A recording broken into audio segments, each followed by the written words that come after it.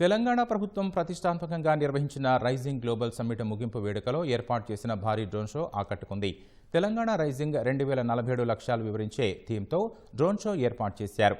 తెలంగాణ ప్రభుత్వం Guinness book record సాధించేలా 3000 డ్రోన్లతో ప్రత్యేక ప్రదర్శన నిర్వహించి అబ్బురపరిచారు.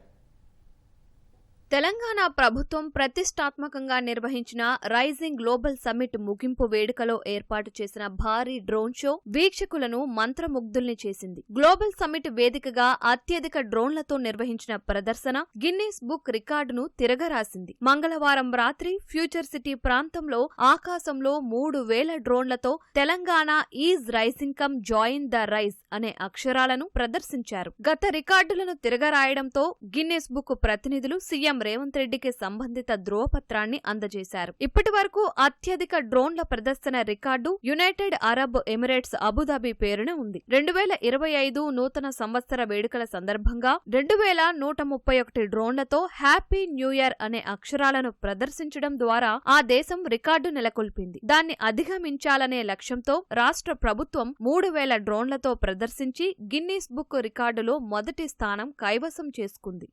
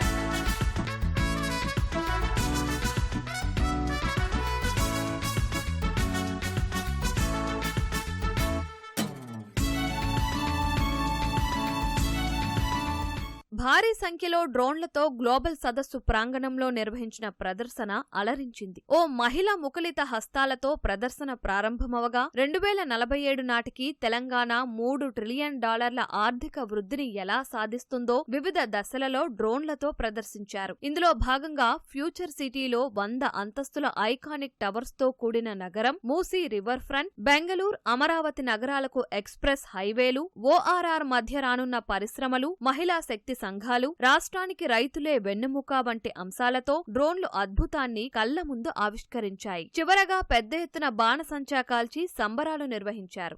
రాష్ట్ర ప్రభుత్వం ప్రతిష్టాత్మకంగా నిర్వహించిన రైజింగ్ గ్లోబల్ సమ్మిట్ ముగింపు వేడుకలో భారీ డ్రోన్ షో ప్రతి ఒక్కరిని ఆకట్టుకోవడమే కాకుండా గ్లోబల్ సమ్మిట్కే ప్రత్యేక ఆకర్షణగా నిలిచింది.